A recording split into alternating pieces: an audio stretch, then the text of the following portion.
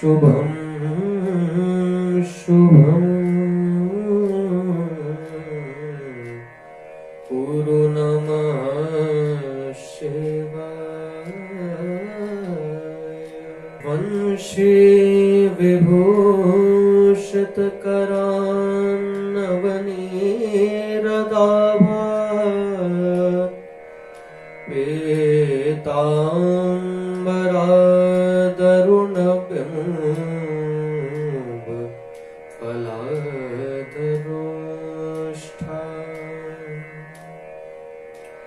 पूर्णेन्दु सुन्दरमुखा दरविन्दनेत्रा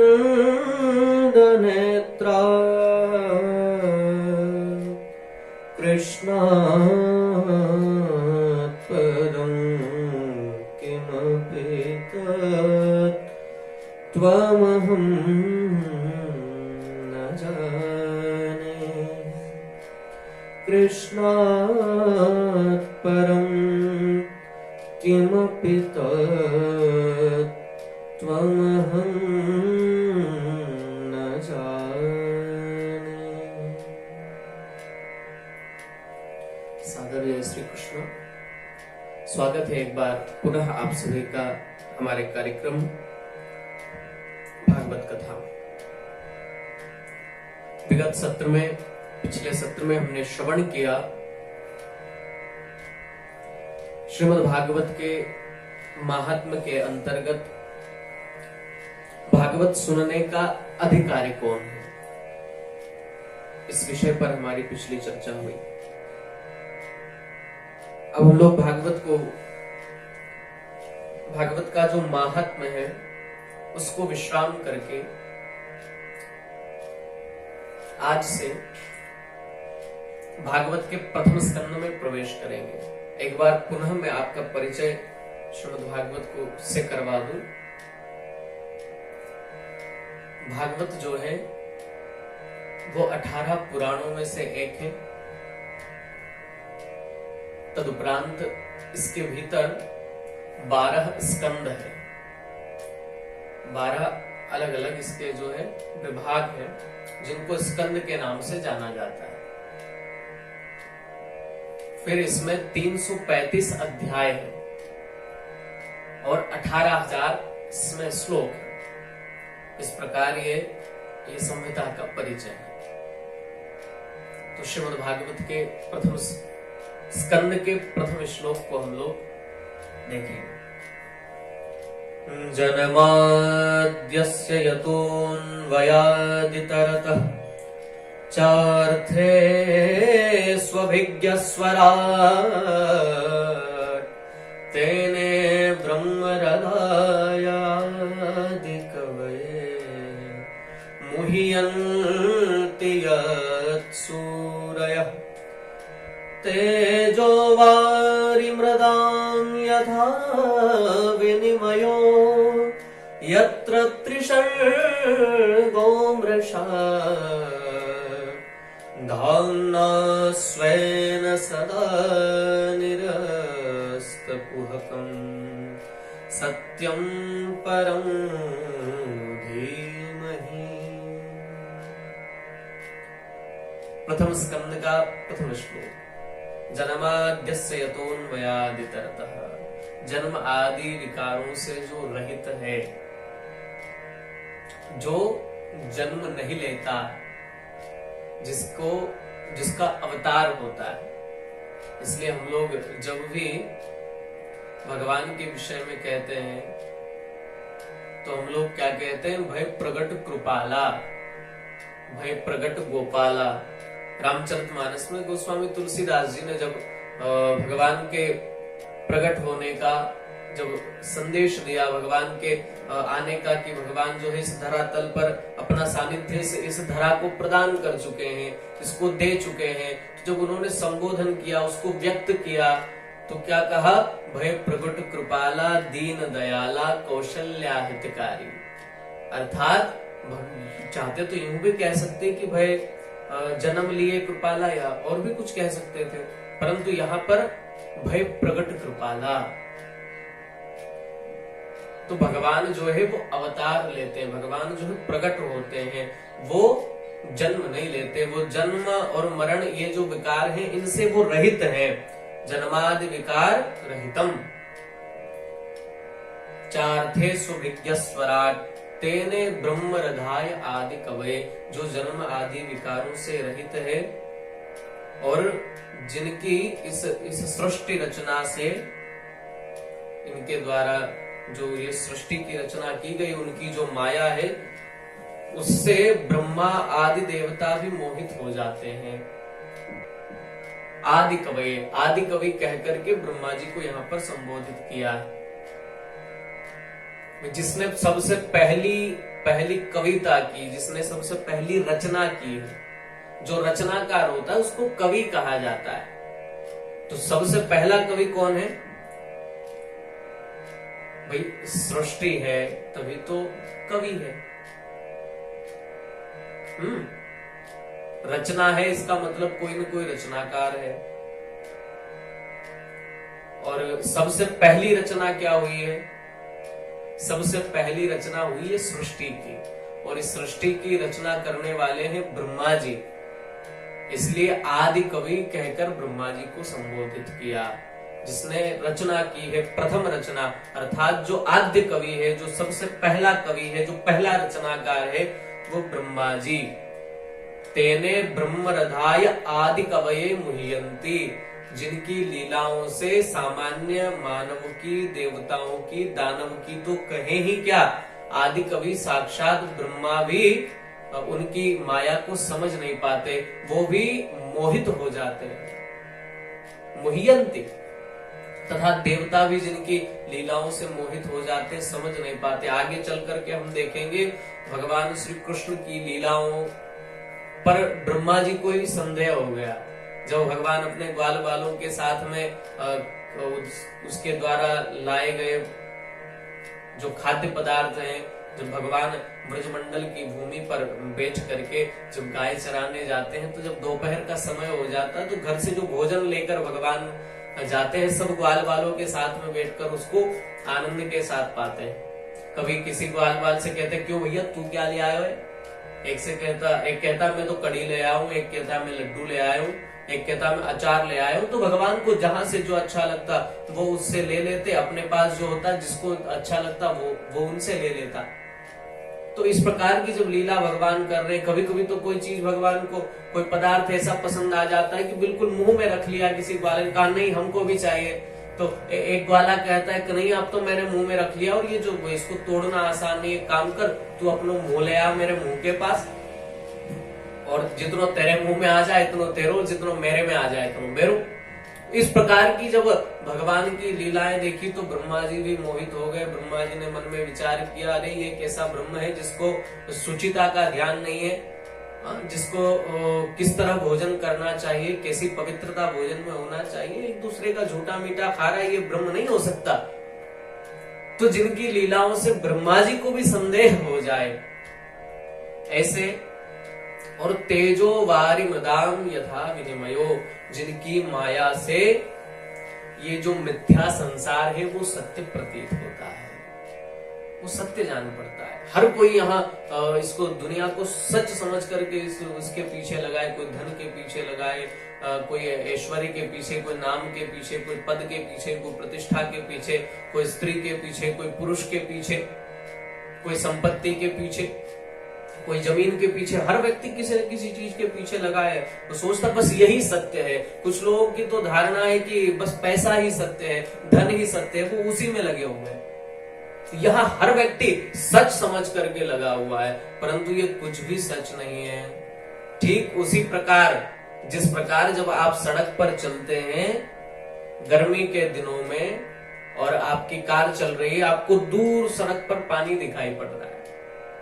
जब आप कभी किसी लंबी यात्रा पर जाएं, शहर से थोड़ा बाहर का मार्ग हो, तो सड़क पर जब आप देखेंगे गर्मी के दिनों में, तो सूर्य की रश्मियों के कारण उस डामर पर, उस सड़क पर आपको दूर से पानी दिखाई पड़ता है। परंतु आप अपनी गाड़ी कितनी ही भगाइए, वो पानी आपको मिलने वाला नहीं है। ठीक उसी तरह इस संसार में सबको, किसी को पैसे में सुख दिखाई पड़ता है, किसी को स्त्री में सुख दिखाई पड़ता है, किसी को संतति में सुख दिखाई पड़ता है, किसी को मान सम्मान में, पद प्रतिष्ठा में सुख दिखाई पड़ता है, परंतु बस वो दिखाई ही पड़ता है। उसके पीछे चाहे तुम जितने भागो, किसी से भी पूछना, जो राजनीतिज्ञ हो उससे पूछना, क्यों भाई राजनीति में आकर आनंद आया? जो बिजनेसमैन हो उससे पूछना, क्यों भाई खूब धन कमाकर आनंद आया? जो बहुत पद प्रतिष्ठा का लोभी हो, वो उसको जब मिल जाए तो उससे पूछना, क्यों भाई यहाँ सुखी हो? तो हर आदमी कहेगा, भैया कोई सुख नहीं है, यहाँ तो आकर के हमने और झंझट अपने बढ़ा लिए। ठीक उसी तरह उसको दूर से दिखाई पड़ता है, दूसरे की चमक दिखाई पड़ती है तो वहां तक जाता है, अर्थात वो पानी दूर से चमक रहा है। ठीक ये वैसा ही संसार है। इसमें दूर से सम्मान में भी आपको सुख दिखाई पड़ता है, दूर से धन में भी आपको सुख दिखाई पड़ता है, पद प्रतिष्ठा में, दूर से स्त्री में भी आपको सुख दिखाई पड़ता है, परंतु सुख कहीं भी है नहीं। आप जितना उसके पास जाते जाओगे वो उतना ही दूर जाता जाएगा। जैसे सड़क पर वो पानी, आप कितनी ही गाड़ी अपनी स्पीड में भगा लीजिए, परंतु वो पानी मिलने वाला आपको नहीं है। दिख तो रहा है बस ये यही है, परंतु आप जितनी गाड़ी भगाएंगे वो और उतना आगे आपको दिखाई पड़ेगा। तो बस यही संसार है। यहाँ हम सुख के लिए भागते कि बस ये आनंद खड़ा है, ये सुख खड़ा है। अब जो है, अब हम थोड़े बड़े हो गए, अब जो है हमारी शादी हो जाएगी तो हमें सुख मिल जाएगा, शादी हो गई तो और झंझट बढ़ गए, संतति हो गई तो और झंझट बढ़ गए। फिर सोचा चलो कोई बात नहीं, थोड़ा कमा लेते हैं, कमाने के बाद फिर आनंद से रहेंगे। तो बहुत गधे जैसे परिश्रम करके, बैल की तरह परिश्रम करके खूब कमाया और इतना कमाने के बाद फिर सोचा चलो अब आनंद से इसको भोग लेते हैं। तो शरीर में तमाम रोग आ गए हैं। डॉक्टर ने कह दिया 2 फुल्कों से ज्यादा खाओगे तो हमारी कोई गारंटी नहीं है। मन में तो सोचा था खूब जो है शुद्ध घी की पकौड़ियां खाएंगे, शुद्ध घी की पूड़ियां खाएंगे, खूब हलवा छानेंगे, परंतु बड़ी बड़ी समस्याएं हो गई है। हाई बीपी हो गया है, लो शुगर और बहुत सारी बीमारियों ने इस शरीर को घेर लिया है। तो यहाँ भी सुख नहीं मिला। जब बचपन था तो जवानी में सुख ढूंढते थे, जब जवानी आई तो परिवार में सुख ढूंढते थे, विवाह हो जाएगा, संतति संतान हो जाएगी तो सुखी हो जाएंगे। फिर उसमें नहीं तो फिर धन में, कमाने में सुख ढूंढने लगे, वहां भी सुख नहीं मिला। तो फिर सोचा चलो कमा धमा करके थोड़ी व्यवस्थाएं सब बना ले, सेटल हो जाए, और उसके बाद सुख मिलेगा। तमाम बीमारियों ने घेर लिया, अब भी यहाँ सुख नहीं है। फिर सोचा चलो कोई बात नहीं, थोड़ा और समय बीते, इलाज करवाते हैं, शायद ठीक हो जाए। एक ठीक करवाई, दूसरी हो गई, यहाँ सुख मिलता नहीं है। वो सुख उस पानी की तरह ही आगे आगे भागता जाता है। तो जिनकी माया के प्रभाव से जिस प्रकार वो पानी दूर दिखाई पड़ता है, वो पास आता ही नहीं है, चाहे कितनी ही गति करिए। वैसे ही इस संसार में प्रत्येक व्यक्ति को ये संसार सत्य प्रतीत होता है, उस पानी की ही तरह। अब चाहे उसके पीछे जितना भागो वो मिलने वाला नहीं है। तेजो वारि मृदां यथा विनिमयो यत्र त्रिशर्गो मृषा धाम्ना स्वेन सदा निरस्तकुहकं सत्यं परं धीमहि।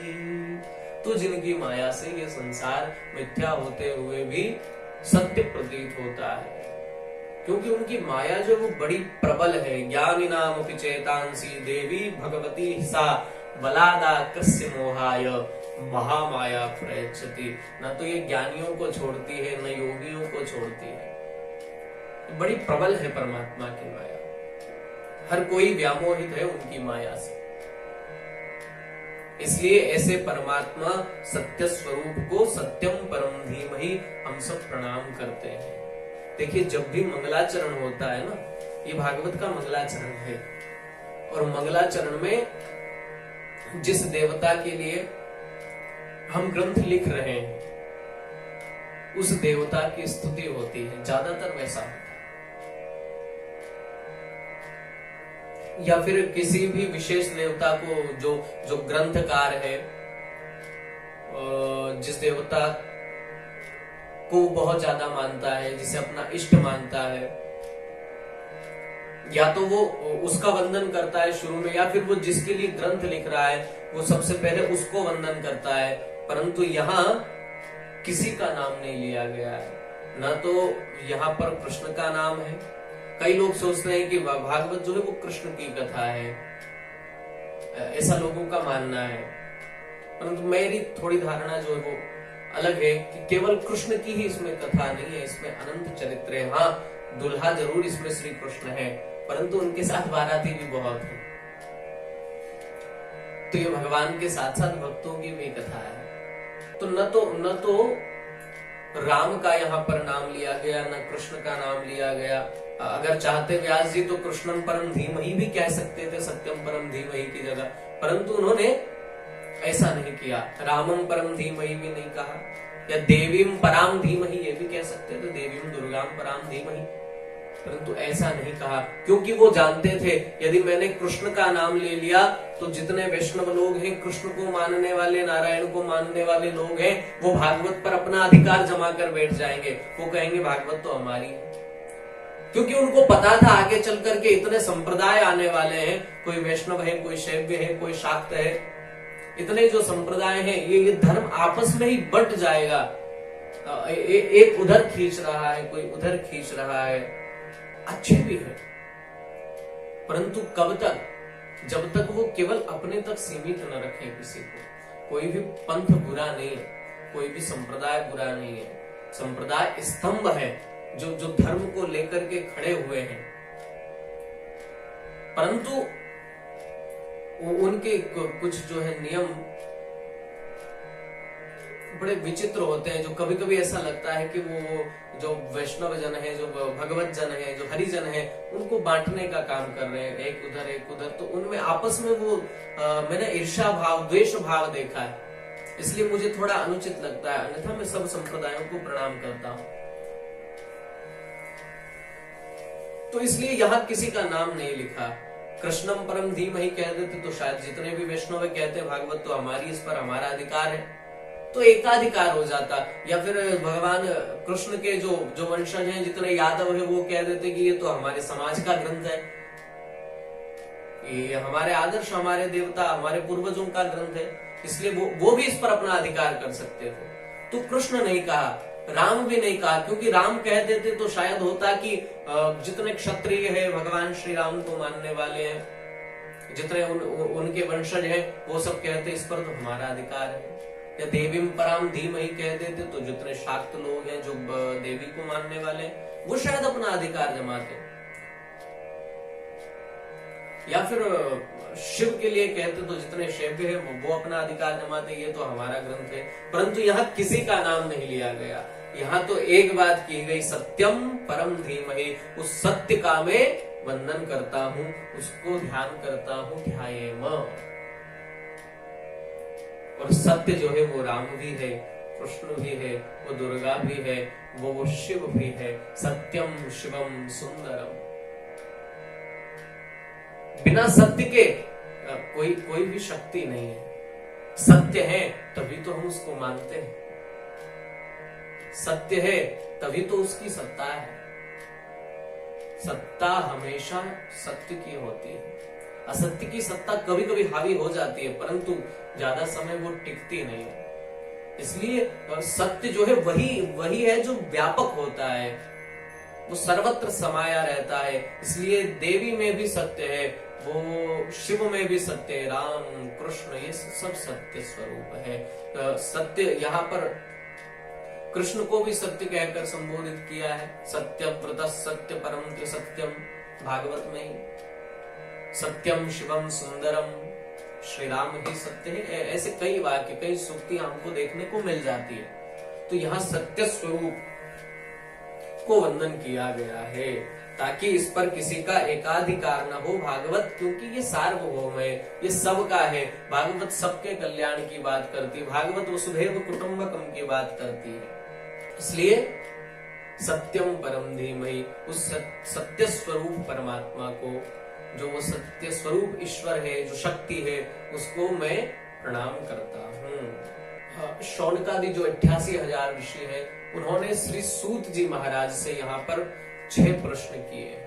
और बंधुओं, ये जो 6 प्रश्न हैं ये केवल उन सोनकादि 88,000 ऋषियों के नहीं है, ये 6 प्रश्न हमारे भी हैं। और प्रत्येक समय, हर घड़ी, हर क्षण, जब भी आपको सत्संग में बैठना हो या आपको थोड़ा सा भी ईश्वरीय सत्ता का बोध हो रहा हो, तो ये 6 प्रश्न जो है आपके मन में जरूर आएंगे। इसलिए इन प्रश्नों को बहुत ध्यान से आपको सुनना है। और एक बात ये भी मैं कह दूं कि ये जो 6 प्रश्न है यही भागवत के निर्माता है, इन्होंने ही आगे की पूरी भागवत को बनाया है। यदि ये 6 प्रश्न न पूछे गए होते तो शायद भागवत न होती। इसलिए ये 6 प्रश्न बहुत महत्वपूर्ण है। परंतु इन 6 प्रश्नों की चर्चा हम लोग अगले सत्र में करेंगे। इसलिए सभी से मेरा अनुरोध है, आप अगला सत्र अवश्य सुने, क्योंकि ये भागवत की भूमिका है, यहाँ से भागवत का निर्माण हुआ है। नींव जो है वो बहुत महत्वपूर्ण होती है। आपका जो आपकी जो बिल्डिंग है, आपका जो महल है या इमारत जो है आपकी, वो कितनी यूं तक आप ले जा सकते हो, वो उसकी नींव पर डिपेंड करता है कि आपने उसकी नींव कितनी मजबूत बनाई है। इसलिए ये जो 6 प्रश्न हैं, यूं समझिए ये 6 प्रश्न भागवत के पिलर है, वो 6 खंबे हैं, जिनके आधार पर, उसके स्तंभ पर पूरी भागवत जो है उसका ये जो इमारत है, जो मंजिल है, ये खड़ी हुई है पूरी। इसलिए अवश्य आप सभी सुने, अपने घर में भी सबको सुनाएं। सादर जय श्री कृष्ण।